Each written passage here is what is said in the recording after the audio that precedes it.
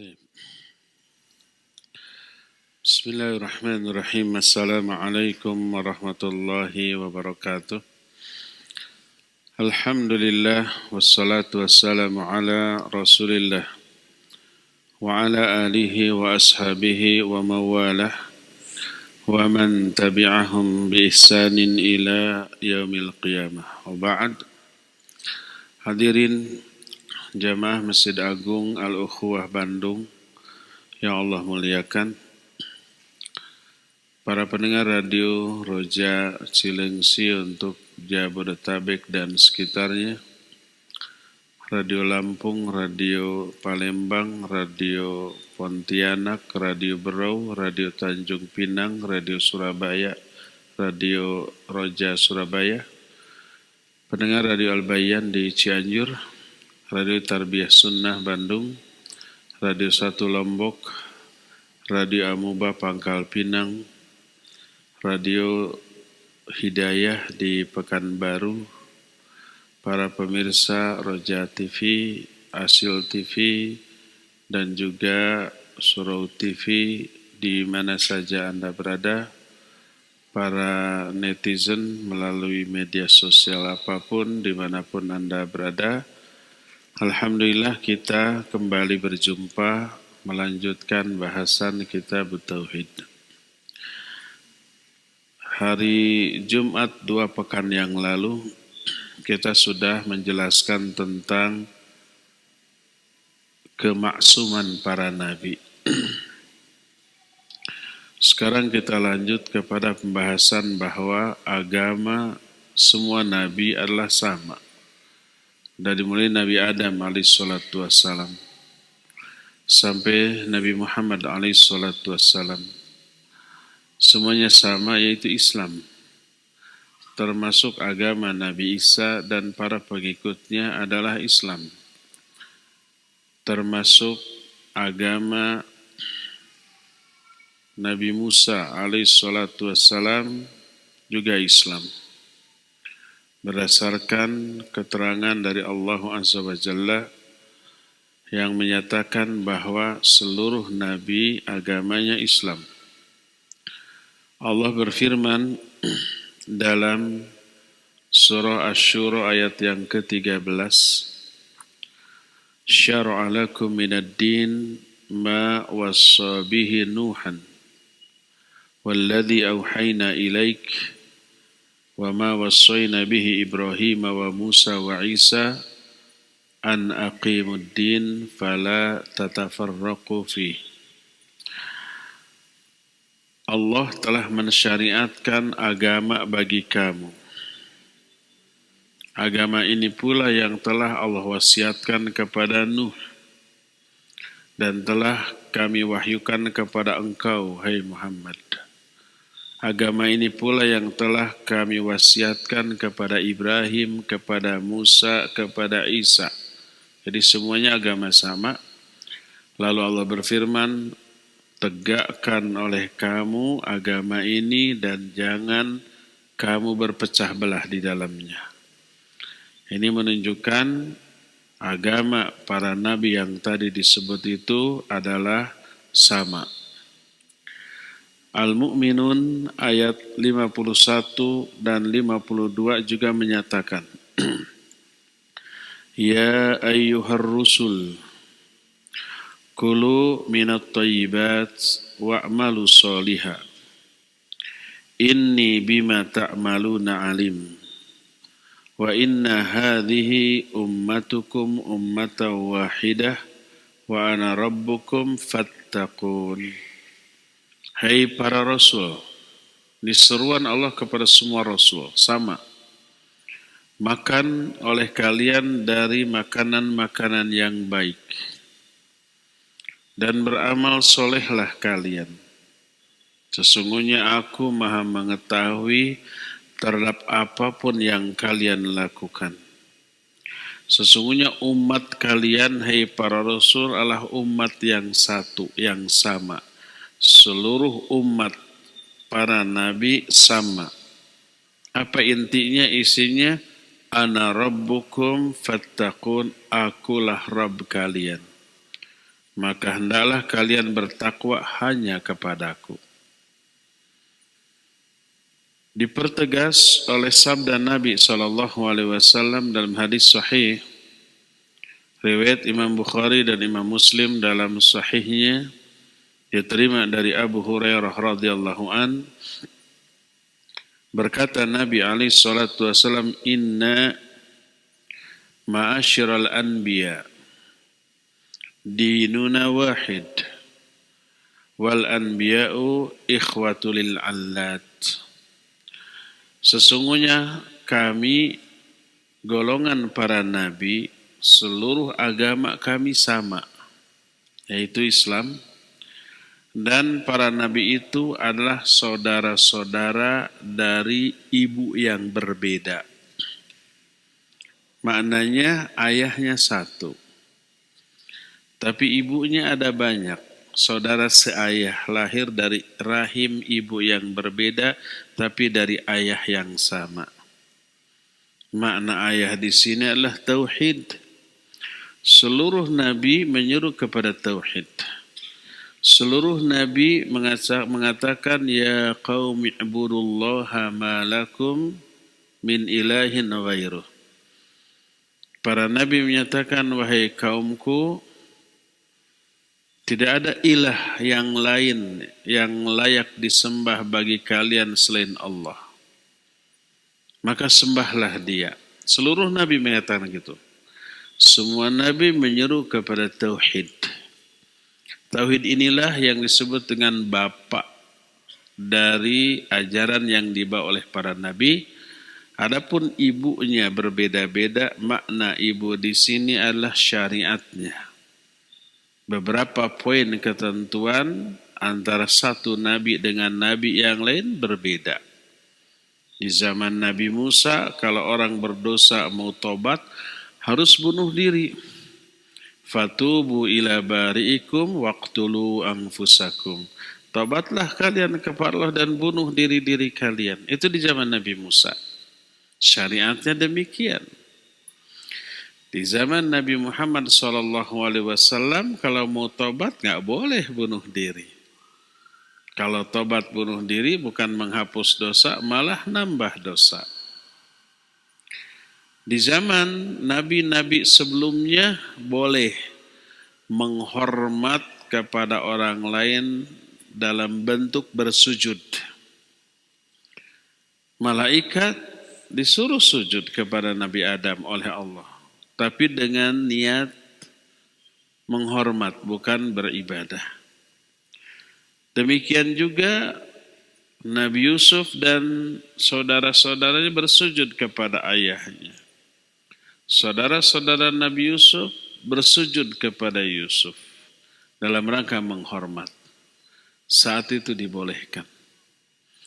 Tapi syariat di zaman Nabi SAW kalau mau menghormat kepada orang lain tidak boleh dengan cara bersujud.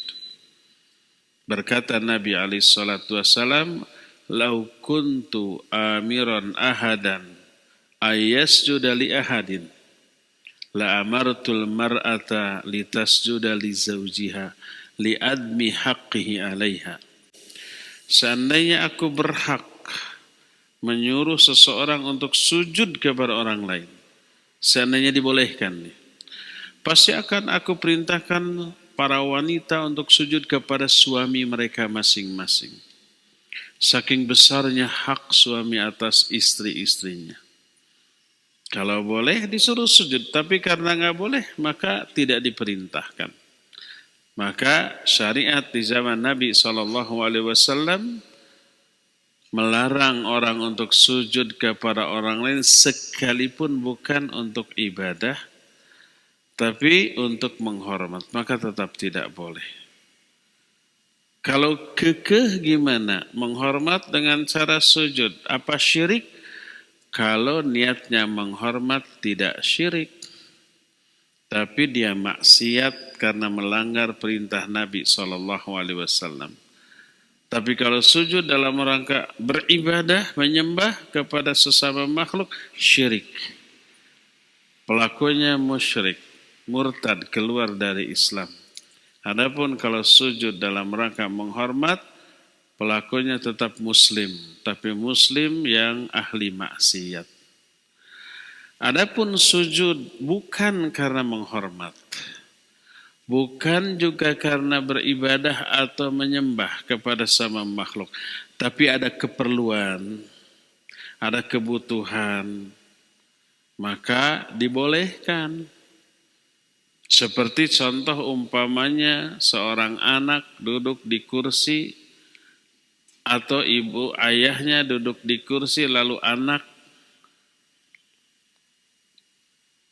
koinnya jatuh atau barangnya jatuh ke kolong kursi yang diduduki oleh ayahnya, lalu dia mau mengambil sambil apa? Sujud ya, ngadepong begitu, nongging di hadapan ayahnya. Itu mah ada hajah, ada keperluan.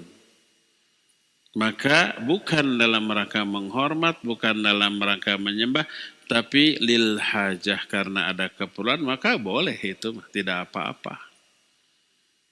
Seorang ibu melihat anaknya pakaiannya, celananya melorot ke bawah.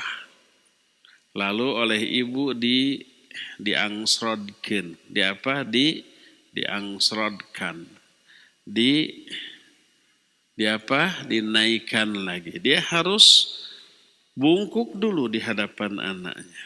Bungkuknya bukan menghormat, bukan ibadah, tapi ada hajat. Atau mungkin anaknya didudukan di kursi, lalu oleh si ibu dipakaikan sepatunya, kaos kakinya. Posisi si ibu sampai tapak deku, sampai berlutut. Itu bukan dalam rangka menyembah, bukan dalam rangka menghormat, tapi ada keperluan. Maka boleh, nggak apa-apa kalau begitu. Yang terlarang adalah sujud. Dalam rangka menghormat, maka itu maksiat. Kalau dalam rangka beribadah atau menyembah, maka itu syirik dan pelakunya bisa murtad keluar dari Islam. Tapi zaman baheula sujud dalam rangka menghormat dibolehkan. Itu syariat. Jadi ada banyak syariat yang berbeda antara syariat satu nabi dengan nabi yang lain. Syariat itu dianggap ibunya. Ibu para nabi berbeda-beda, bapaknya satu. Bapaknya adalah tauhid. Mengajak manusia hanya beribadah kepada Allah, adapun syariatnya berbeda-beda. Inilah yang dimaksud dengan ucapan Nabi SAW, Inna ma'asyiral anbiya dinuna wahid. Kami, golongan para nabi, agama kami satu. Wal anbiya ikhwatun lil annat. Para nabi itu adalah saudara-saudara dari ibu-ibu yang berbeda, tapi dari satu bapak yang sama. Tauhidnya sama, walaupun syariatnya berbeda-beda. Jadi agama seluruh nabi adalah Islam. Karena Allah tidak menerima agama lain sejak baheula sampai sekarang kecuali Islam. Inna dina indallahil Islam. Agama yang diridhoi di sisi Allah hanyalah Islam. Wa may yabtaghi ghairal islami dinan fala yuqbala min wa huwa fil akhirati minal khasirin. Siapa orang yang mencari agama selain Islam, Allah tidak akan terima. Dan dia di akhirat kelak termasuk orang yang rugi. Apa makna dari Islam? Makna dari Islam adalah al-istislamu lillahi bitauhid wal inqiyadu lahu bitta'at wal khulusu minasyirki wa ahli. Islam itu adalah pasrah, sumerah kepada Allah dengan cara mengesahkannya, tunduk dan patuh dalam bentuk mentaatinya, dan menjauhkan diri dari syirik dan para pelakunya. Itulah makna Islam sebagai agama seluruh para nabi. Pertama, al-istislamu lillahi bitauhid. Berserah diri hanya kepada Allah dengan mengesahkannya. wal inqiyadu lahu bitta'ah, dan tunduk kepadanya dengan mentaati seluruh aturannya, wal khulus minasyirki wa ahli, dan berlepas diri dari perbuatan syirik dan para pelakunya. Lalu Allah pun merinci dalam banyak ayat tentang nabi-nabi satu persatu ketika menyebut agama mereka. Allah berfirman tentang Nabi Nuh. Dalam surah An-Naml ayat 91 berkata Nabi Nuh, wa umirtu an akuna minal muslimin. Aku diperintah agar aku termasuk orang-orang muslim. Siapa yang merintahkannya? Tentu saja Allah Azza wa Jalla. Ini Nabi Nuh. Aku diperintah untuk menjadi seorang muslim. Demikian juga tentang Nabiullah Ibrahim alaihissalatu wassalam. Allah berfirman dalam surah Al-Baqarah 131. Idh qala lahu rabbuhu aslim. Qala aslamtu lirabbil alamin. Ingat, ketika Allah berfirman kepada Nabi Ibrahim, Islamlah kamu. Maka berkata Nabi Ibrahim, aslamtu lirabbil alamin. Aku Islam kepada Rabbul alamin. Kepada penguasa semesta alam. Kepada Allah. Islam kepada Allah maknanya berserah diri kepada Allah. Tunduk dan patuh kepadanya dengan mentaati seluruh aturannya. Menjauhkan diri dari syirik dan para pelakunya. Berfirman Allah tentang Nabiullah Musa alaihissalatu wassalam. Yang Allah tuangkan dalam surah Yunus ayat 40, ayat 84. Kata Allah, tentang Nabi Musa ya. Wa qala Musa ya qaumi in kuntum amantum billah fa'alaihi tawakkalu in kuntum muslimin. Berkatalah Musa kepada kaumnya, hai kaumku, kalau kalian benar-benar beriman kepada Allah, maka bertawakallah kalian hanya kepadanya kalau kalian benar-benar muslim. Kalau muslim sebagai aplikasi nyata dari keimanan kalian kepada Allah, tawakallah hanya kepada Dia. Nabi Musa dalam ayat ini menyatakan pemeluknya adalah orang-orang muslim yang harus bertawakal hanya kepada Allah Azza wa Jalla. Termasuk Nabi yang diklaim sebagai anak Allah. Yaitu siapa? Nabi Isa alaihi salatu wassalam. Beliau muslim. Pengikut-pengikut setianya juga muslim. Bukan Kristen. Allah berfirman dalam surah Al-Maidah 111.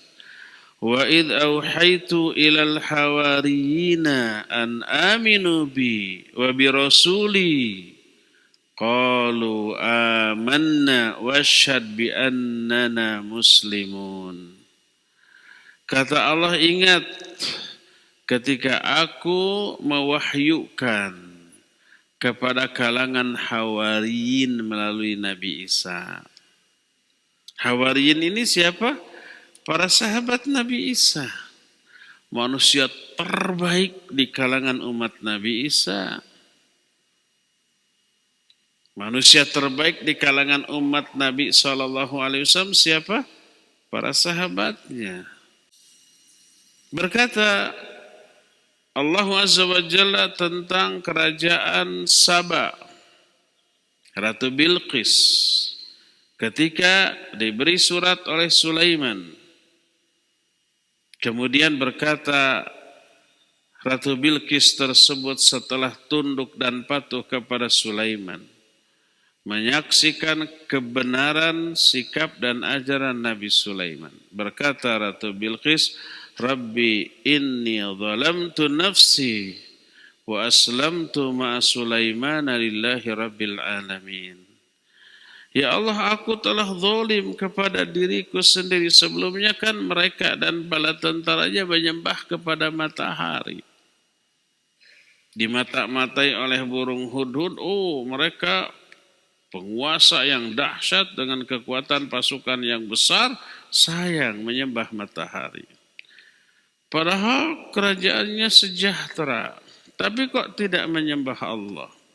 Lalu diberi surat oleh Nabiullah Sulaiman. Kemudian ringkasnya cerita tunduk dan patuh kepada Sulaiman. Berkata Ratu Bilqis, Rabbi inni zalamtu nafsi wa aslamtu ma'a Sulaimana lillahi rabbil alamin. Ya Allah, aku telah zalim kepada diriku sendiri. Dan sekarang aku Islam bersama-sama Sulaiman kepada Allah Rabbul Alamin. Dan banyak lagi ayat-ayat lain yang menunjukkan para nabi sebelumnya seluruhnya agamanya sama, yaitu Islam.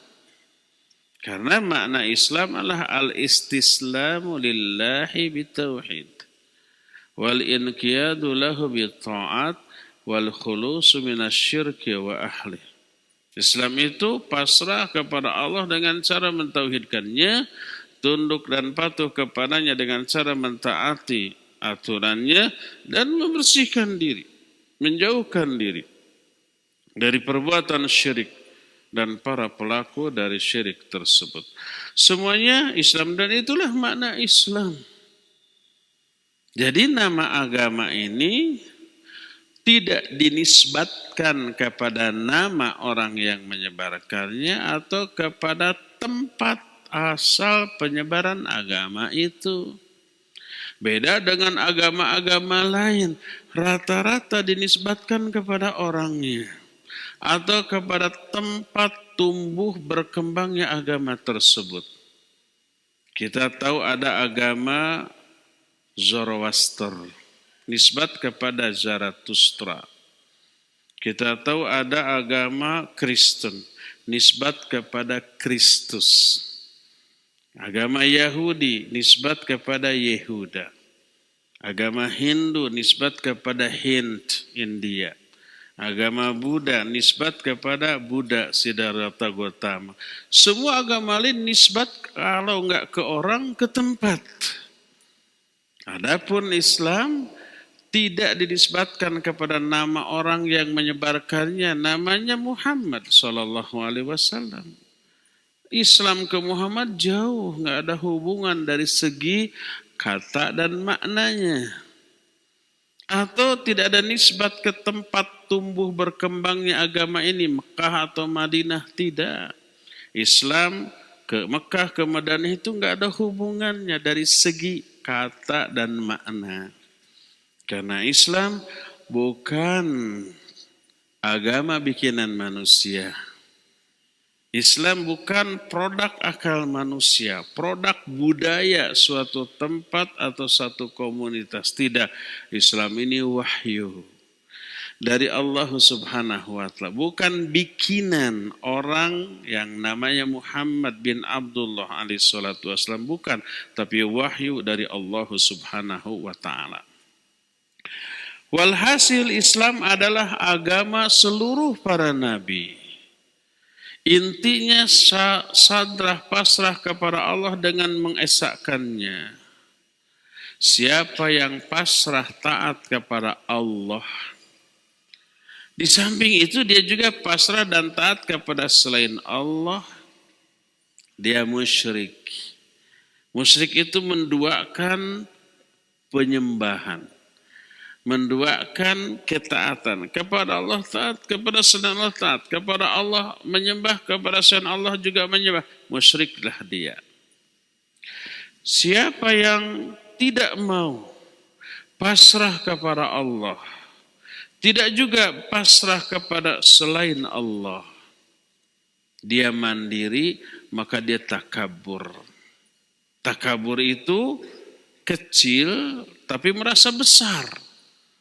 Takabbar, merasa dirinya besar. Bahasa kita disebut gumede.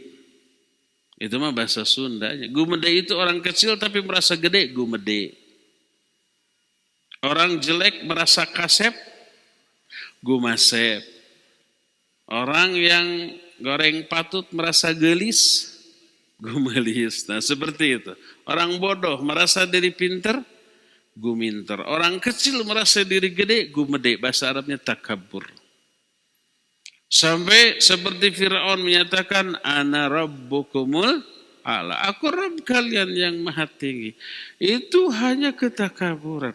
Walaupun hati kecilnya mengakui kebenaran dakwah Nabiullah Musa alaihissalatu wassalam. Hatinya iman tapi sikapnya menentang karena merasa gede, merasa takabur. Sebagaimana firman Allah tentang isi hati Musa dan isi hati Fir'aun dan bala tentaranya. Saya tadi mengatakan hati Fir'aun mengakui bukan perkiraan saya tapi wahyu Allah. Dalam Al-Quran Allah menyatakan wajahadu biha wastaiqanatha anfusuhum zulman wa uluwa. Mereka menentang kepada dakwah Nabi Musa. Wastaiqanatha anfusuhum, tapi hati-hati mereka meyakini kebenarannya. Kalau kita tahu hati Firaun, enggak. Tapi Allah yang tahu. Wallahu alimun bidzatis sudur. Allah itu tahu isi dada-dada manusia. Termasuk isi hati Firaun. Walaqad khalaqnal insan wa na'lamu ma tuwaswisu bihi nafsuh. Wa nahnu aqrabu ilaihi min hablil warid. Kami yang menciptakan manusia dan kami tahu apa yang dibisikkan oleh hati-hati mereka. Kami lebih dekat kepada mereka daripada urat leher mereka sendiri. Allah tahu. Makanya Allah bongkar tuh keyakinan Fir'aun. Wajahadu biha. Fir'aun itu dan bala tentaranya menolak dakwah Nabi Musa. Wastaiqanatha anfusuhum. Padahal hati-hati mereka meyakininya. Kenapa? Zulman wa uluwa. Karena zalim dan merasa diri tinggi. Sombong, takabur. Sampai mengatakan, Ana rabbukumul a'la. Aku Rabb kalian yang paling tinggi. Jadi yang tidak mau taslim, pasrah, sadrah, sumrah kepada Allah, karena ketakaburan. Islam kepada Allah mencakup pertama mentauhidkan Allah dalam beribadah. Kedua wa ayyuta'a wahda. Taat hanya kepada Dia. Taatnya dalam bentuk gimana? Bi ayyuta'a fi kulli waqtin bi fi'li ma umira bihi fi dzalikal waqt. Taatnya itu dengan melaksanakan atau mentaatinya di setiap waktu dengan mengerjakan apa yang diperintahkan di waktu tersebut atau di zaman tersebut atau di rentang waktu tersebut, bisa bulanan, bisa tahunan. Seperti contoh umpamanya, di awal-awal Islam, kaum muslimin ketika sholat bukan menghadap ke Ka'bah. Kiblatnya itu Baitul Maqdis di Palestina. 6 bulan tuh. Setelah sholat menghadap Baitul Maqdis, turun ayat yang memerintahkan kaum muslimin sholat dengan berkiblat ke mana? Ke Ka'bah. Walaupun dua perbuatan ini berbeda. Satu ke Baitul Maqdis, satu ke Ka'bah. Tapi dua-duanya atas perintah Allah.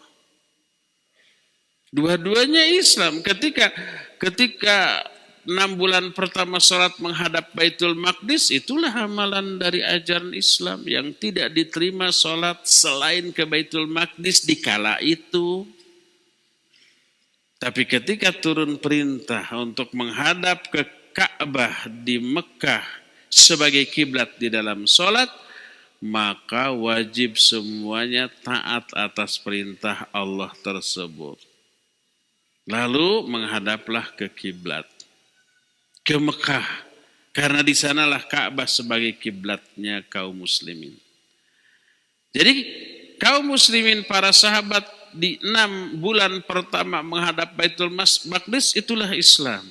Setelah 6 bulan berlalu lalu diperintahkan ke Ka'bah yang ada di Mekah, itulah juga Islam. Dua-duanya tidak keluar dari Islam. Walaupun ketika sholat menghadapnya berbeda karena waktu berbeda.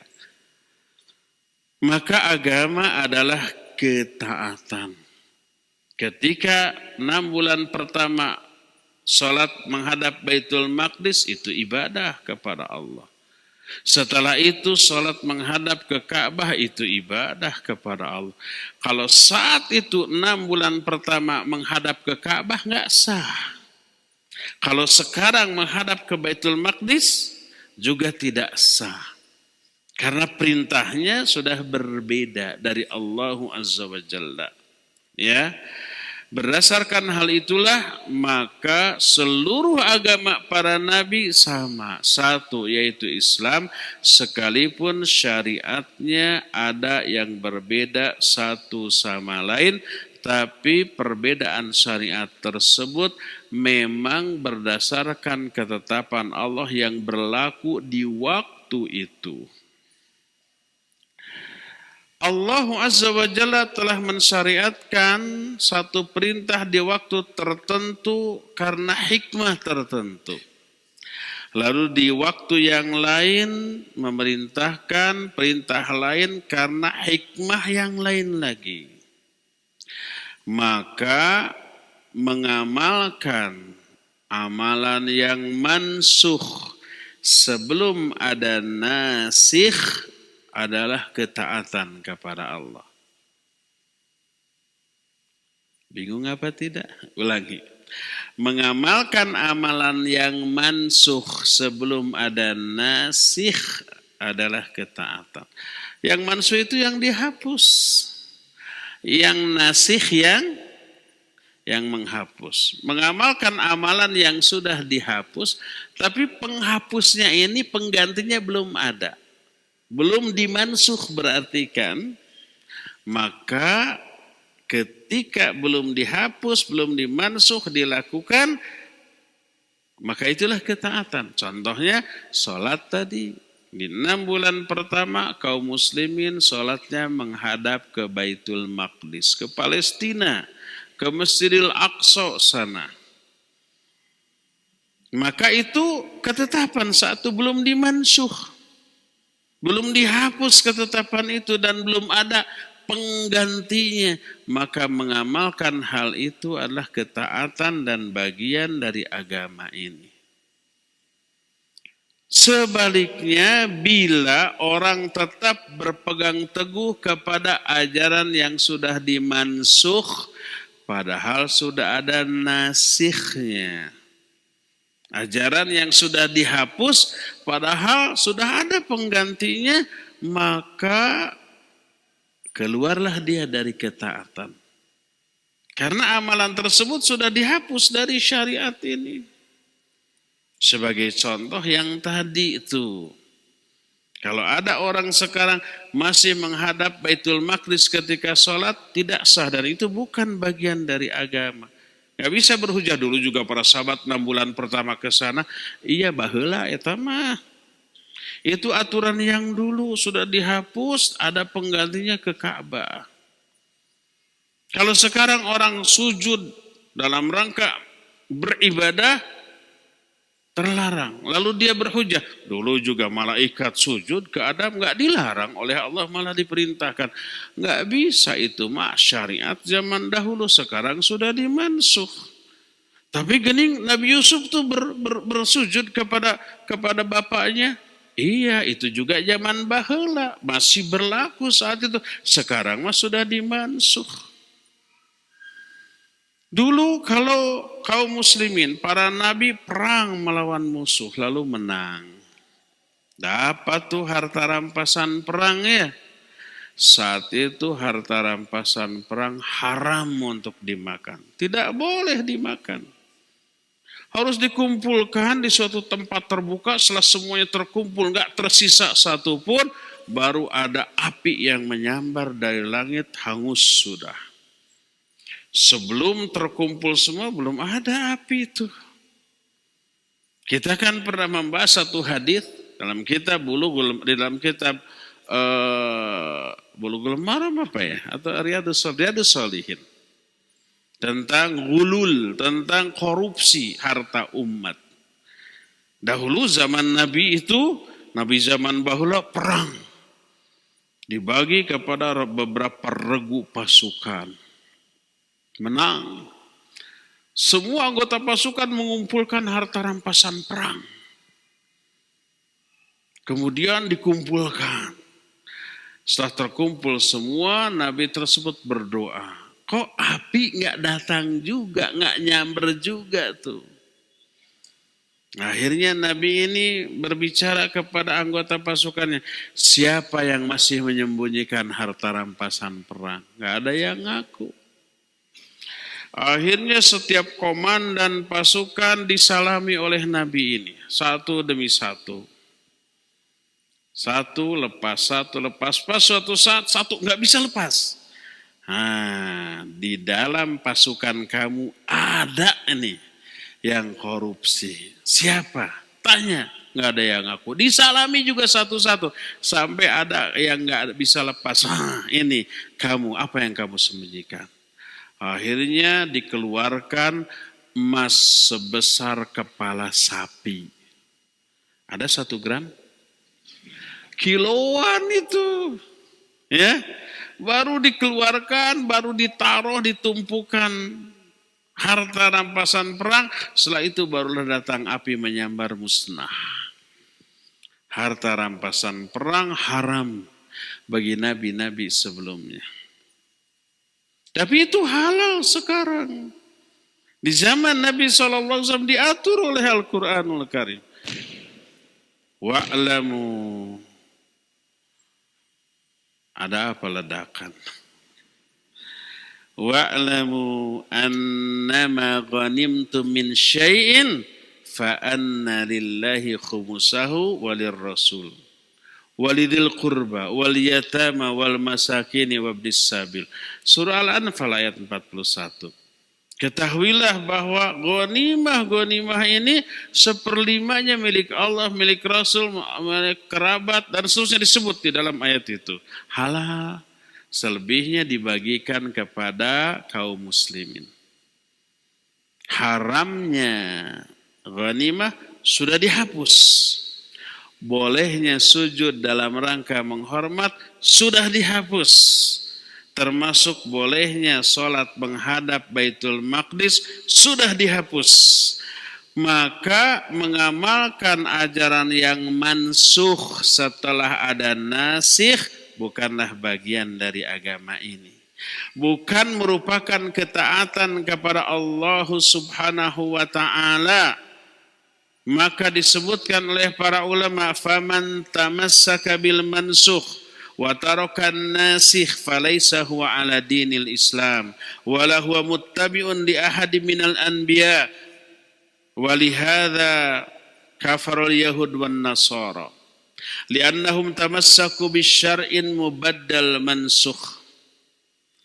Siapa orang yang masih berpegang teguh kepada ajaran yang sudah dihapus, meninggalkan ajaran yang menghapusnya, maka itu bukanlah agama Islam dan bukan pengikut salah seorang pun di antara para nabi.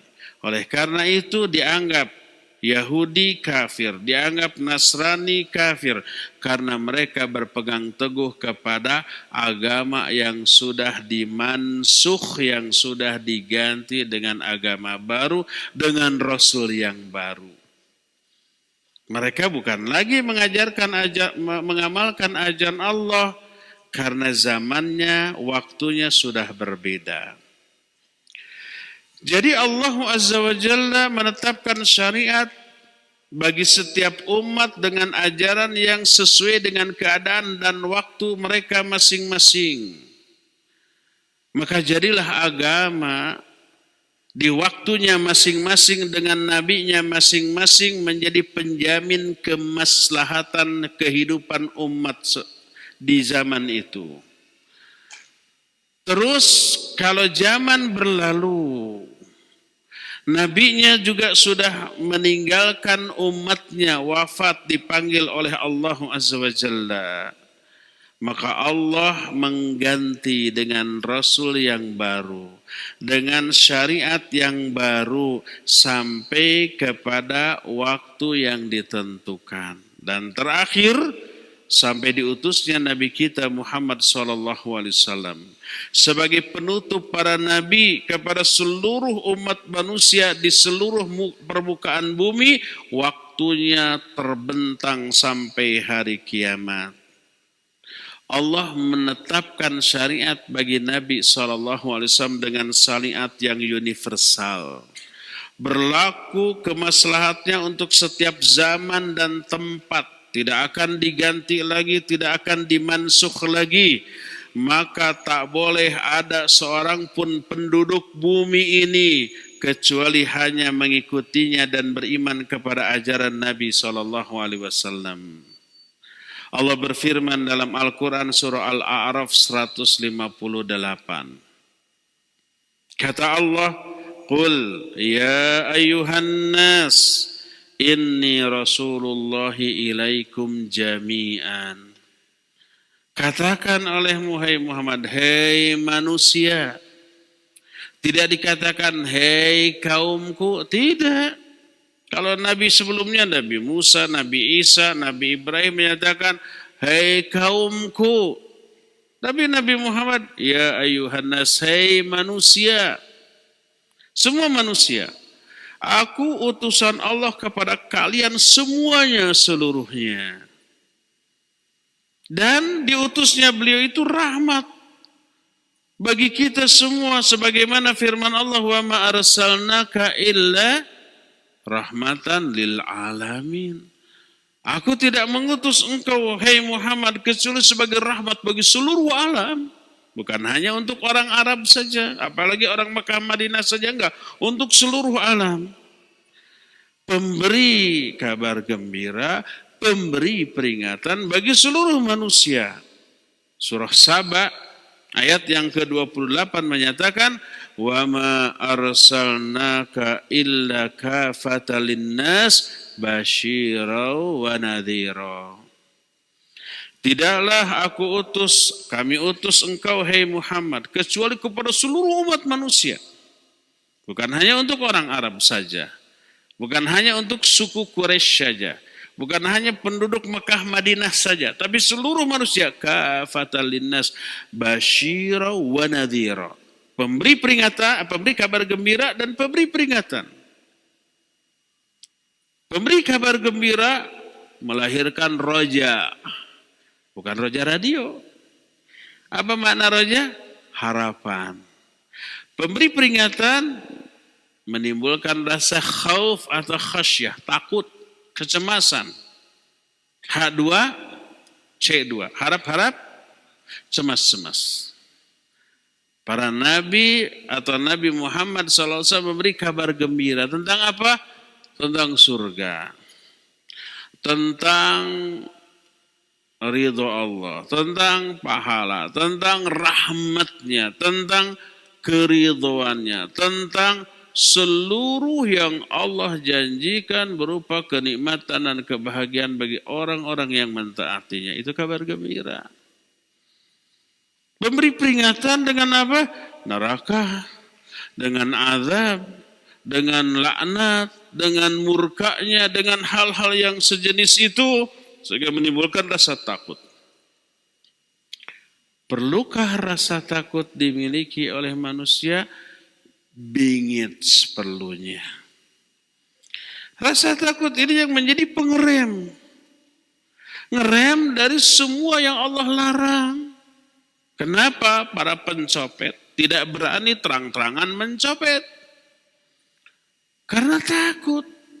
Terang-terangan diketahui dihajar warga babak belur, dikepolisikan, dipenjara. Takut enggak? Takut. Makanya tidak berani terang-terangan. Kalau toh tidak terang-terangan, diam-diam sambil deg-degan, tegang. Gitu. Kenapa umpamanya orang-orang tidak berani makan sekenyangnya, kemudian leos. Leos itu apa? Pergi nggak bayar. Berani nggak? Nggak berani. Kenapa? Takut. Diteriakin maling. Dilaporkan ke polisi, itu orang makan seenaknya nggak bayar. Di penjara. Bisa babak belur dulu nggak? Iya mungkin. Lalu di penjara. Takut. Karena takut, orang nggak berani berbuat seenaknya. Rasa takut ini menjadi pengerem. Itu kepada orang. Apalagi kepada Allah Azza wa Jalla. Kenapa para wanita tidak berani membuka auratnya, padahal mengundang banyak pujian orang. Kalau cantik dan seksi. Kenapa nggak berani begitu? Karena takut risikonya diazab oleh Allah Azza wa Jalla. Kenapa kita rela subuh-subuh masih ngantuk, dingin, apalagi musim hujan, bangun, kemudian berwudu, kemudian pergi ke masjid sholat, karena takut diazab kalau itu tidak dilaksanakan. Takut ini pengerem dari semua perbuatan keji dan maksiat. Orang yang takut lalu menahan diri dari hawa nafsunya, ini orang yang akan Allah bahagiakan di akhirat. Ayat Al-Quran, hadis itu banyak. Allah menyatakan, فَأَمَّا مَنْ خَفَّتْ مَقَامَ رَبِّهِ وَنَهَنْ نَفْسَ عَنِ الْهَوَى فَإِنَّ الْجَنَّةَ هِيَ الْمَأْوَى. Adapun orang yang takut kepada apa? Maqama Rabbihi. Takut kepada saat ketika dia berdiri di hadapan Allah pada hari kiamat. Takut dimurkai, takut diazab, takut dilaknat. Makanya dia tahan diri dia dari hawa nafsu ketika hidup di dunia. Bagi dia fa'innahu jannatul ma'wa. Fa'innahu jannatul ma'wa. Maka surga ma'wa tempat tinggal dia. Dua lagi surganya. Dalam Ar-Rahman Allah menyatakan, waliman khafa maqama rabbih jannatan fabi ayyi ala'i rabbikuma tukadziban. Bagi orang yang takut kepada Allah lalu dia menahan diri itu, bagi dia ada dua surga tuh. Ya. Rasul sallallahu alaihi wasallam bersabda, la yalijun nara man baka min khasyatillah. Tidak akan masuk ke dalam neraka orang yang menangis karena takut kepada Allah Azza wa Jalla. Jadi rasa takut itu luar biasa. Efek positifnya kepada manusia. Maka dengan adanya rasa takut, dia tunduk, taat, patuh, setia, pasrah, sadrah, sumrah kepada Allah Azza wa Jalla. Inilah fungsi Nabi sebagai nadhir, pemberi peringatan. Allah berfirman, "Wa ma arsalnaka illa kafatan linnas basyira wa nadhira." Tidaklah kami mengutus engkau kecuali kepada seluruh manusia, pemberi kabar gembira, pemberi peringatan. Memberi kabar gembira menimbulkan motivasi, support, karena diberi berita gembira, siapa yang taat diberi rahmat, siapa yang taat diberi keridhaan Allah, siapa yang taat diberi bidadari surga, siapa yang taat disediakan istana yang megah di surga dengan segala macam kenikmatan. Itu memberi dorongan enggak untuk beramal? Iya. Tidak hanya dorongan, ada ancaman. Siapa yang tidak taat diancam, diazab. Maka dua, apanya? Daya dorongnya. Satu, karena adanya motivasi untuk beramal. Satu, karena ada ancamannya untuk dihukum. Menghindari hukuman dan semangat untuk meraih apa yang dijanjikan. Ini motivasi yang ganda. Memberikan dorongan yang luar biasa besarnya untuk taat, beriman dan beramal soleh. Allah pun berfirman dalam surah Al-Ahzab ayat yang ke-40. Kata Allah, "Maka Muhammadun aba ahadim min rijalikum walakinna Rasulullah wa khataman nabiyyin." Muhammad itu bukan bapak salah seorang di antara kalian, Tapi beliau adalah utusan Allah dan Nabi penutup. Utusan penutup, Nabi penutup. Nggak ada Rasul lain, nggak ada Nabi lain. Kalau ada yang ngaku Nabi atau Rasul, baik personal atau lembaga, dusta. Bertolak belakang baik dengan ayat, dengan hadis. Dalam hadis riwayat Imam Ahmad dengan sanad yang sahih. Berkata Nabi SAW, Innar risalata wan nubuwata qad inqata'at, fala rasula ba'di wala nabiyya. Sesungguhnya tugas kerasulan dan tugas kenabian benar-benar sudah terputus. Maka tidak ada lagi Rasul setelah aku dan tidak ada lagi juga Nabi. Siapa yang mengaku ada Rasul, ada Nabi setelah kematian beliau, itu Nabi dan Rasul yang palsu. Baik personal ataupun lembaga. Sebab ada yang mengaku selain Rasul palsu, ada lembaga kerasulan. Berupa lembaganya, bukan personalnya. Enggak ada. Fala rasulan ba'di wala nabiyya, huruf la nafi masuk kepada isim yang tidak bertanwin, menunjukkan segala macam jenis rasul. Fala rasula ba'di wala nabiyya. Enggak ada rasul dalam bentuk apapun, baik personal ataupun kelembagaan, keorganisasian yang seperti itu enggak ada. Nabi Muhammad SAW adalah penutup para nabi. Yang tidak ada lagi nabi lain setelah beliau dan juga penutup para rasul. Ayat-ayat yang Allah turunkan kepada Rasulnya Muhammad SAW di dalamnya mengandung khitab kepada seluruh makhluk. Khitab itu ditujukannya ucapan dalam ayat itu kepada seluruh makhluk, jin dan juga manusia, walaupun beda jenis, ada laki ada perempuan. Beda bangsa, ada negara ini, ada negara itu. Ada bangsa Arab, ada bangsa Ajam. Ada bangsa, ada kulit putih, ada kulit hitam, ada kulit bule ataupun yang lain-lainnya. Semuanya berlaku di dalam kadar dan bentuk yang sama. Maka tidak ada aturan Islam yang khusus untuk orang Arab tapi tidak berlaku bagi orang Ajam, tidak. Keislaman orang manapun sama karena sumbernya sama, Quran Sunnah. Islam di Arab, Islam di Indonesia, Islam di Amerika, Islam di kutub, semuanya pasti sama. Karena Islam itu wahyu dan bukan budaya dan tidak dipengaruhi oleh budaya setempat. Bukan budaya yang harus mewarnai agama. Apalagi merubah agama menjadi budaya. Tapi budaya yang harus terwarnai oleh agama. Budaya yang harus disesuaikan dengan agama. Bukan agama yang harus dibedol, ditarik kayak karet. Dipaksa-paksa agar sesuai dengan budaya setempat.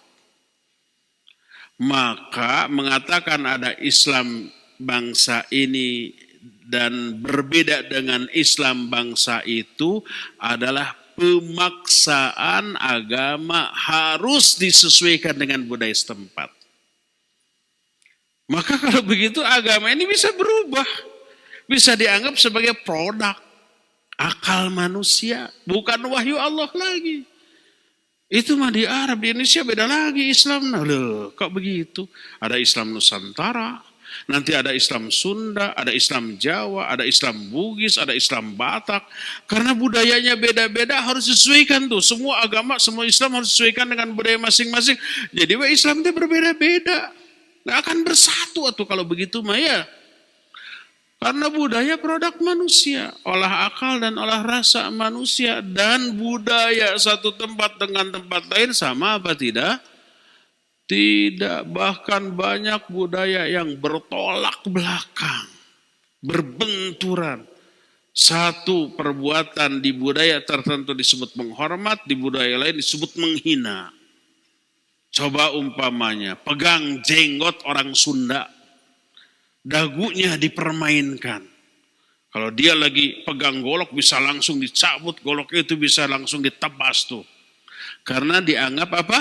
Menghina. Makanya menghina dalam bahasa Sunda disebut asa dicoogado, serasa dagunya dipermainkan, itu menghina.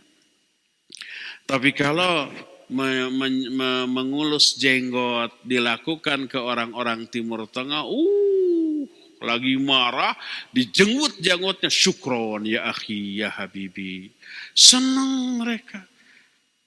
Bertolak belakang enggak itu? Ya, bertolak belakang. Itu budaya tuh. Sekarang agama Islam mau dibedol, dipaksa, ditarik, disesuaikan dengan budaya setempat. Nggak bisa, terbalik. Bukan produk akal manusia yang menjadi patokan utama, lalu agama sebagai wahyu Allah harus disesuaikan dengan kehendak budaya. Sebaliknya dong. Budaya yang harus disesuaikan dengan agama Islam. Budaya yang harus terwarnai oleh Islam, bukan sebaliknya. Karena budaya adalah produk manusia, sedangkan agama ini adalah wahyu dari Allah Subhanahu wa ta'ala. Jadi seluruh ayat dan hadis ditujukan kepada seluruh makhluk, jin dan manusia. Walaupun jenis kulitnya berbeda, warnanya maksudnya.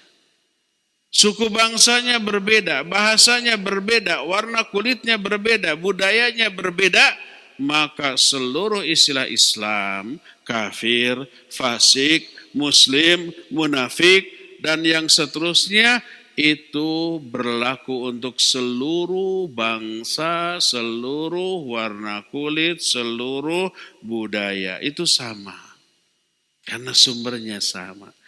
Tidak bisa ini kalau orang Arab yang menyatakan begini atau yang melakukan begini pahala. Kalau orang Jawa mah bisa berdosa. Nggak bisa, sama. Perbuatannya sama, dihukumi sama dalam ajaran Islam. Ya, dari sinilah kita mengetahui bahwa Al-Quran dan As-Sunnah berlaku universal. Bagi seluruh zaman, seluruh tempat, seluruh bangsa dan suku bangsa, seluruh manusia dengan bahasa yang berbeda, warna kulit yang berbeda, adat istiadat yang berbeda, seluruhnya diberlakukan aturan Al-Quran dan As-Sunnah kepada mereka. Tapi bukankah Al-Quran itu diturunkannya dengan lisan orang Arab?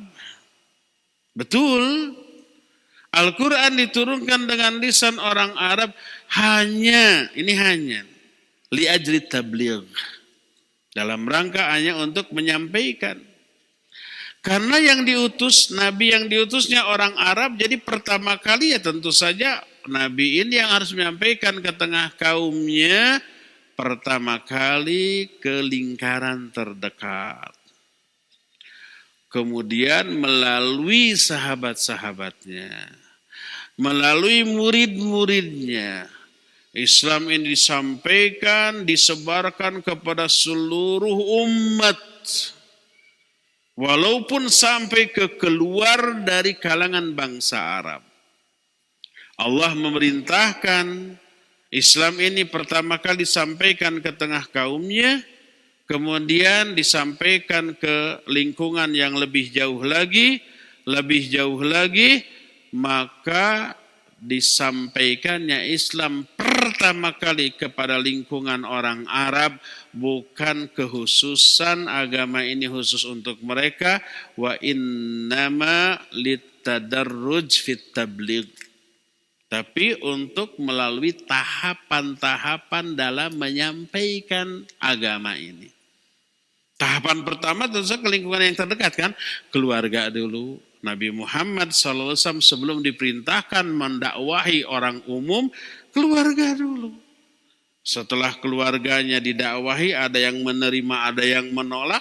Kalau toh masih ada yang menolak, ya tidak berarti stag dakwah di sana. Enggak.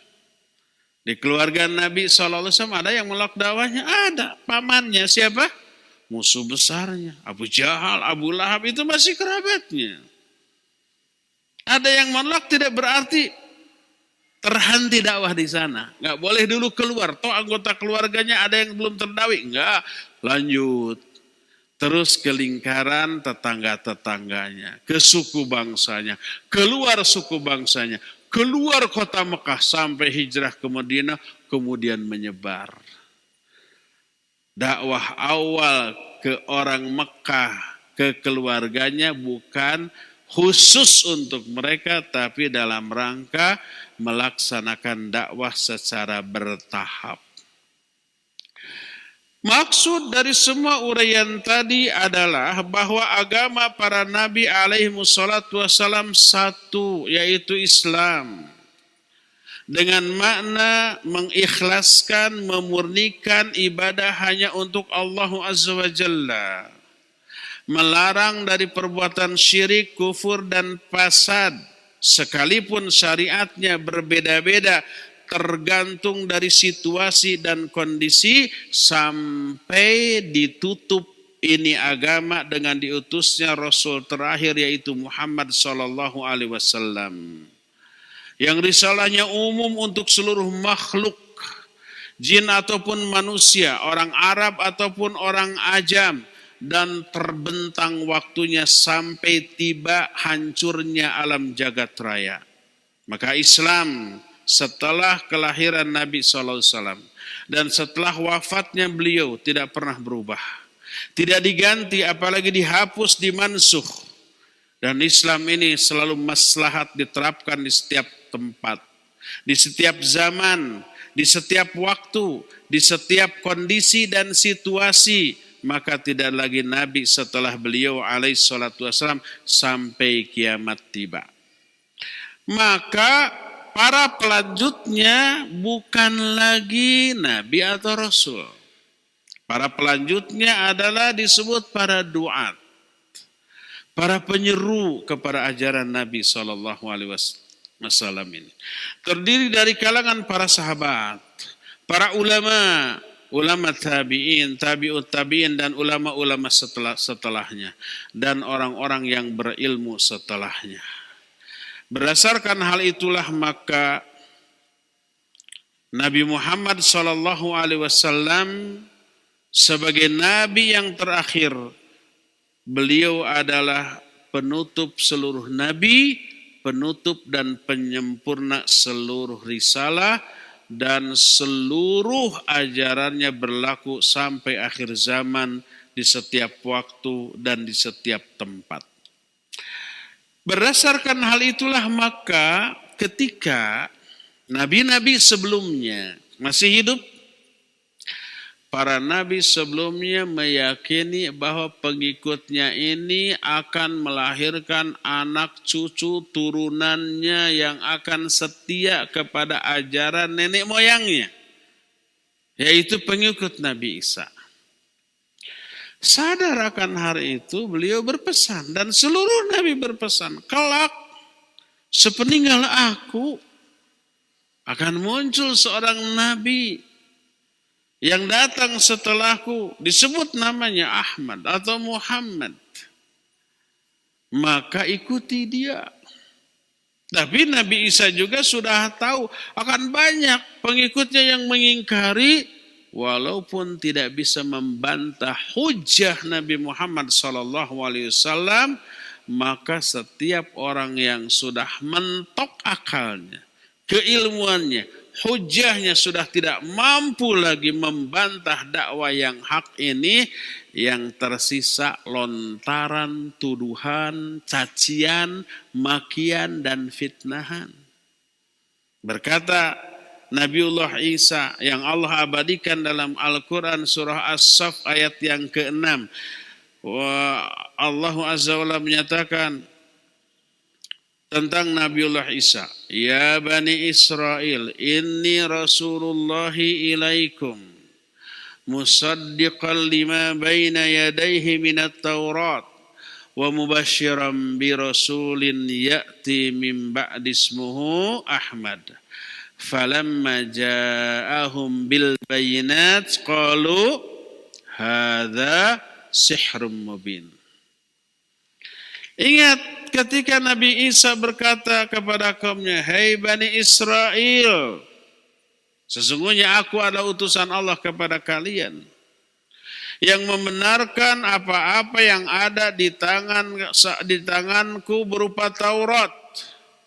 Dan aku memberi kabar gembira kepada kalian dengan akan datangnya seorang Rasul setelah aku, namanya Ahmad." Itulah Nabi Muhammad SAW. Jangan sampai setiap yang namanya Ahmad kegeeran dengan ayat ini. Aduh gening saya teh Rasul. Ini bukan itu. Muhammad SAW. Falamma ja'ahum bil bayinat, ketika Rasul akhir zaman yang namanya Ahmad atau Muhammad ini datang dengan membawa keterangan yang jelas, mereka menuduh, hadza sihrun mubin, ini sihir yang hebat.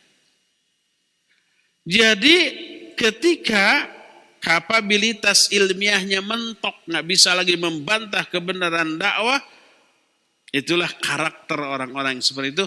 Tuduhan yang terlontar, dituduhlah person yang menyampaikan dakwah ini, tuduhan itu. Nabi SAW dituduh apa? Tukang sihir.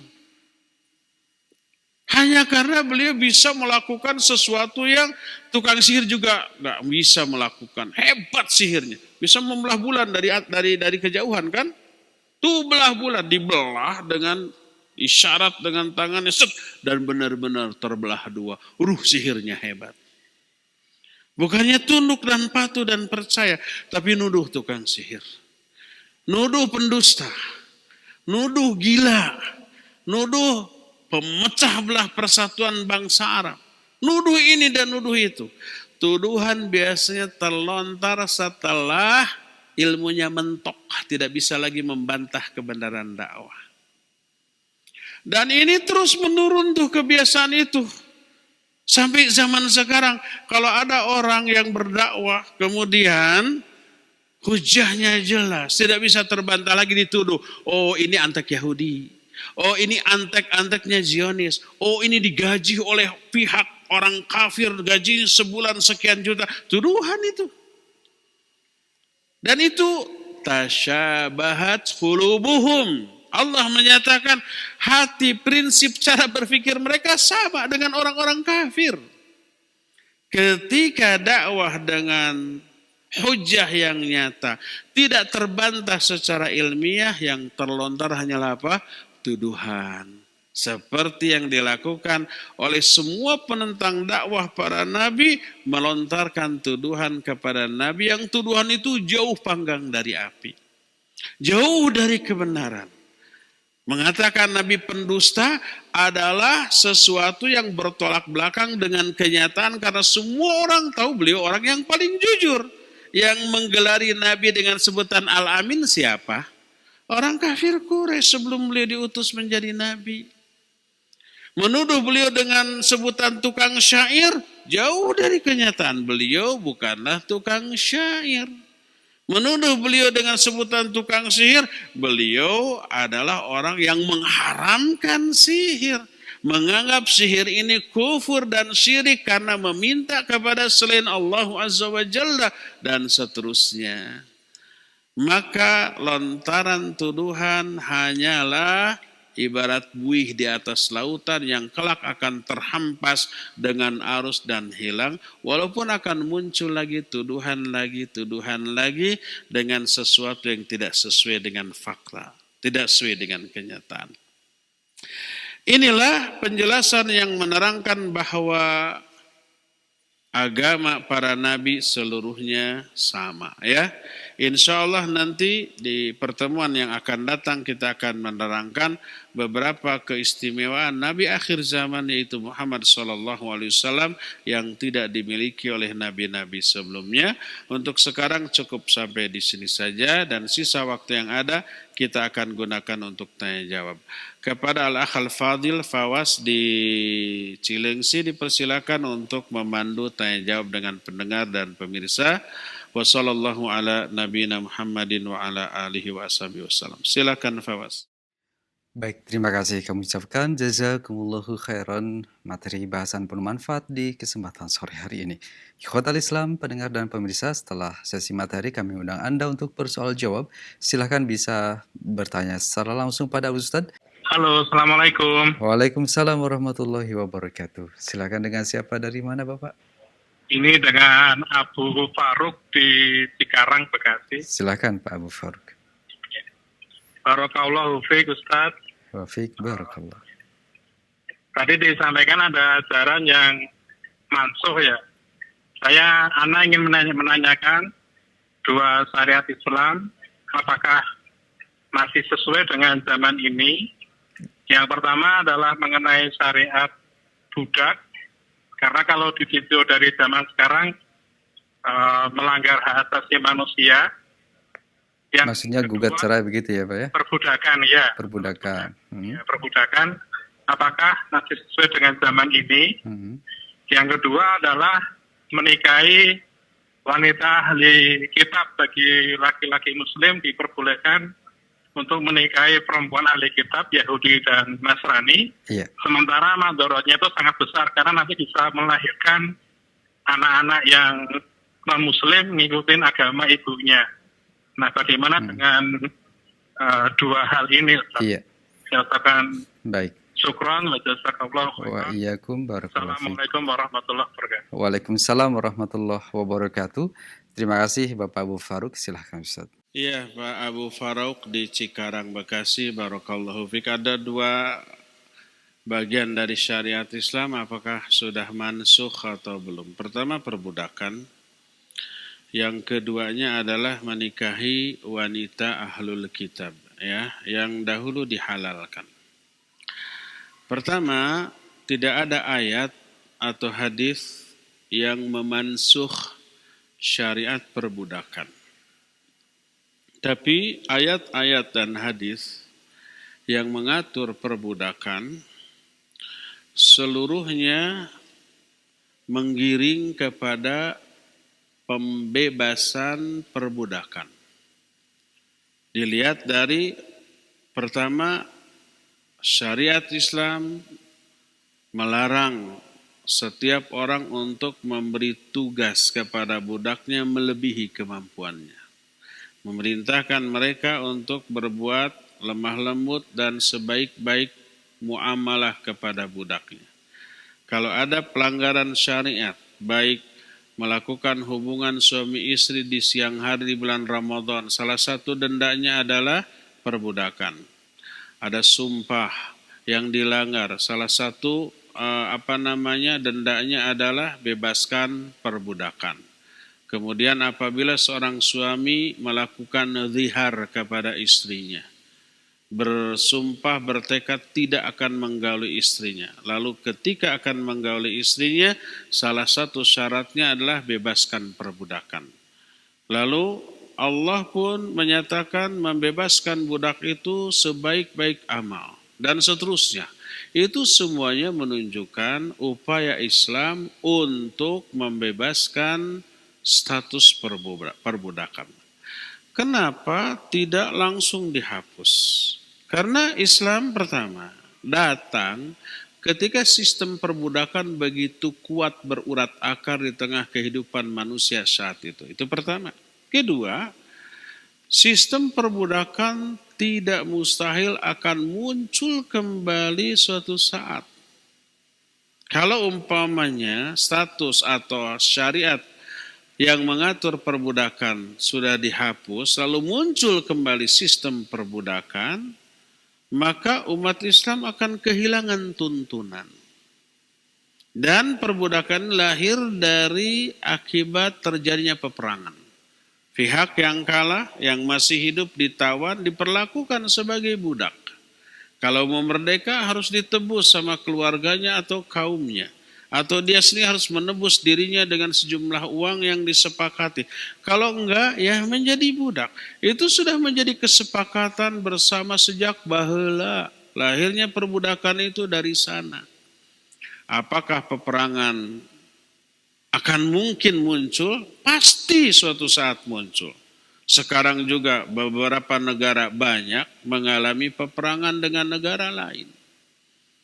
Bukankah sekarang ada PBB, ada HAM, ada segala macam. Sampai kapan itu bertahan? Suatu saat tak mustahil seluruh organisasi kemanusiaan dunia itu bubar sudah. Terjadi peperangan yang melibatkan banyak negara sudah tidak berlaku lagi. Lalu yang kalah diperbudak, muncul lagi perbudakan. Dan hadis-hadis tentang akhir zaman mengisyaratkan kelak perbudakan ini akan terjadi lagi. Sebagaimana hadis Jibril yang dikenal tentang Islam, iman, ihsan, lalu bertanya tentang hari kiamat. Islam dijawab, lahirlah rukun Islam. Bertanya tentang iman, dijawab, lahirlah rukun iman. Ditanya tentang ihsan, dijawab, anta'budallah ka'annaka tarah, fa illam takun tarah fa innahu yarak. Lahirlah rukun ihsan. Lalu ditanya, akhbirni anis sa'ah. Beritahukan kepadaku tentang hari kiamat, kapan kiamat terjadi. Itu pertanyaan malaikat Jibril kepada Nabi SAW. Oleh beliau dijawab, mal mas'ulu anha bi'alama minas sa'il. Orang yang ditanya tidak lebih tahu dari yang bertanya, sama-sama enggak tahunya. Lalu Jibril bertanya, fa akhbirni an amaratiha. Kalau begitu coba terangkan tanda-tandanya, tanda kiamat. Lalu beliau menjawab, salah satunya adalah antalidal amatu rabbataha. Kalau ada seorang hamba sahaya wanita melahirkan tuannya. Ini tanda kiamat. Berarti ini akan terjadi di akhir zaman. Belum tentu zaman kita mengalami, belum tentu, tapi nanti di akhir zaman. Para ulama ketika menerangkan hadis ini mengisyaratkan hadis ini menerangkan di akhir zaman kembali akan terjadi perbudakan. Dan perbudakan lahir akibat adanya apa? Perang. Nanti budak wanita berdasarkan nas ayat dan hadis yang sahih halal digauli oleh tuannya yang laki-laki. Ayatnya jelas dalam surah Al-Mu'minun, dalam surah Al-Ma'arij Allah menyatakan dengan lafaz yang sama, walladzina hum li furujihim hafizun illa ala azwajihim aw ma malakat aymanuhum fa innahum ghairu malumin. Orang mukmin itu orang yang memelihara faraj-faraj mereka, kecuali kepada dua orang. Pertama kepada istri-istri mereka, kedua kepada hamba-hamba sahaya yang mereka miliki. Fa innahum ghairu malumin, kepada kedua orang ini tidak tercela, halal. Istrinya halal digauli. Budak wanitanya juga halal digauli. Al-Ma'arij juga lafadznya sama begitu. Hadis yang sahih Nabi SAW menyatakan, man tazawwaja imra'atan aw ishtara jariyatan falyakhudh bin nasiyatiha. Siapa orang yang menikahi seorang wanita atau membeli seorang hamba sahaya wanita, dibeli itu, maka pegang ubun-ubunnya. Sudah dibeli menjadi milik bagi suaminya. Istri sudah dinikahi menjadi hak bagi suami. Sama-sama halalnya, pegang ubun-ubunnya. Lalu berdoa, Allahumma inni as'aluka min khairiha wa khairi ma jabalta alaih wa a'udzubika min syarriha wa syarri ma jabalta alaih.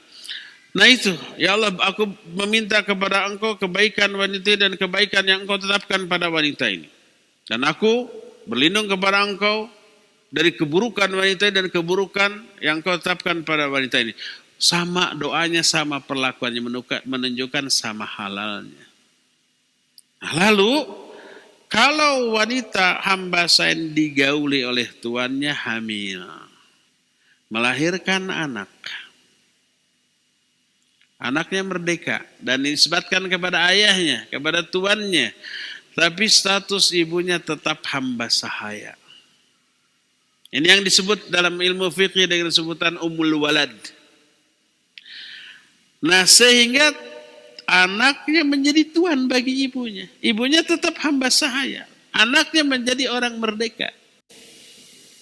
Inilah yang dimaksud antalidal amatu rabbataha. Kalau ada seorang hamba sahaya wanita melahirkan tuannya. Ini maknanya. Dan ini akan terjadi di akhir zaman sebagai tanda kiamat. Islam tetap mengatur. Ayat dalam surah Al-Mu'minun dan surah Al-Ma'arij tadi tidak dimansuh, tidak dihapus. Itu kelak akan berlaku lagi ketika peradaban manusia kembali memberlakukan sistem perbudakan. Islam aturannya sudah jelas, sudah lengkap dan tidak dimansuh. Tapi aturan Islam menggiring pada sikap memperlakukan budak seperti manusia biasa. Tidak boleh dizolimi, tidak boleh diberi tugas melebihi kemampuannya, tidak boleh diabaikan hak-haknya, dan dikondisikan untuk dibebaskan. Kalau ada aturan Allah yang dilanggar hukumannya, bebaskan budak. Kalau ada amalan yang paling baik, bebaskan perbudakan. Dan seterusnya begitu. Membebaskan budak adalah infak yang luar biasa besarnya. Tidak sekedar secara ekonomi, tapi juga secara kemanusiaan. Yang berbeda nilainya dengan infak dalam bentuk uang. Kalau uang hanya secara ekonomi. Tapi dengan membebaskan perbudakan, ya secara ekonomi karena budak memiliki harga dan mahal. Ya juga secara kemanusiaan. Nilainya double. Oleh karena itu sistem perbudakan tetap tidak dihapus. Tapi kan sekarang tidak ada perbudakan. Ya alhamdulillah. Tapi apakah yakin sampai akhir zaman tidak ada lagi perbudakan? Enggak. Hadis-hadis yang ada mengisyaratkan di akhir zaman kelak kembali terjadi sistem perbudakan. Tapi bukan umat Islam yang membuat dan menciptakannya. Bukan. Pasti bangsa lain yang kemudian Islam mengatur dengan aturan yang amat memanusiawikan para budak tersebut. Inilah poin yang pertama. Poin yang kedua, ini menghabiskan seluruh waktu yang tersisa, satu pertanyaan ya. Apakah juga dimansuh tentang halalnya wanita ahlul kitab untuk dinikahi? Mengingat sangat banyak madarat yang timbul kalau orang Islam menikahi wanita ahlul kitab, Yahudi atau Nasrani ya. Ini juga sama, tidak ada ayat atau hadis yang memansuhnya. Adapun kalau madarat, adanya madarat dalam suatu amalan tidak menjadikan amalan tersebut dimansuh hukum asalnya. Karena apa? Jangankan ke ahlul kitab, ke sesama muslim menikahi wanita muslim, tapi wanita muslim itu fasik, matre, duniawi, tidak mementingkan agama, tapi dia masih sholat. Bagus nggak untuk dinikahi? Nggak bagus. Bakal liar nih suaminya. Ya, akhlaknya dipastikan yang seperti itu tidak akan mengikuti syariat Islam. Nggak bagus untuk dinikahi. Halal nggak kalau dinikahi? Halal. Tetap boleh. Berkata Rasul sallallahu alaihi wasallam, tunkahul mar'ah li arba'in. Wanita umumnya dinikahi karena 4 hal. Dijamaliha, walihasabiha, walimaliha, walidiniha. Pertama karena kecantikan. Kedua karena harta. Ketiga karena kehormatan keluarga, karena kebangsawanannya gitu, karena pangkatnya, karena jabatannya, karena status sosialnya yang tinggi, dan yang keempat karena agamanya. Umumnya alasan laki-laki menikahi wanita karena 4 hal ini. Salah satu di antara 4 ini. Lalu advis, nasihat, tuntunan dari Nabi apa? Fadfar bidatid taribat siadak. Nikahi wanita karena agamanya. Jangan karena kecantikannya, jangan karena hartanya, jangan karena gelarnya, jangan karena status sosialnya, pangkat, jabatan, kekuasaan, jangan. Tapi nikahi karena agamanya. Kalau enggak, kalian rugi. Kalau enggak, kalian akan menderita. Kalau enggak, kalian akan terjerumus ke dalam murka Allah Azza wa Jalla. Menikahi wanita karena harta, karena kecantikan, itu buruk, berisiko. Tapi apakah haram? Kalau menikahinya berarti berdosa? Tidak. Sah. Tetap bernilai ibadah. Cuma berisiko dalam kehidupan dunia sampai ke akhirat. Kalau tidak memilih karena agamanya. Itu juga berlaku bagi menikahi wanita-wanita ahlul kitab. Hukum asal tetap boleh halal. Tidak dianggap berzina setelah melakukan akad. Tapi beresiko, iya betul beresiko. Apa resikonya? Resikonya ya kebayanglah ya awet tapi rajit gitu. Kedua nanti anaknya akan berebut. Atau giliran anak pertama ikut bapaknya agamanya. Anak kedua ikut ke ibunya. Terus begitu. Ketika Ramadan, ketika Idul Fitri, ketika mau umroh dan haji. Berbeda keyakinan. Aduh liur lah. Ya pasti berisiko. Ya sama juga berisiko menikahi wanita muslim yang matre. Wanita muslim yang fasik. Wanita muslim yang tidak menomorsatukan agamanya. Hukum asal tetap boleh. Halal. Dan tidak dianggap berzina. Tapi kalau resikonya sangat buruk, ya. Tapi tidak menghapus kehalalan dari segi hukumnya. Wallahu a'lam bishawab. Ya, cukup ya sampai di sini saja. Insyaallah kita akan lanjut di hari Jumat yang akan datang. Subhanakallahum bihamdik asyhadu an la ilaha illa anta astaghfiruka wa atubu ilaik walhamdulillahirabbil alamin. Wassalamualaikum warahmatullahi wabarakatuh.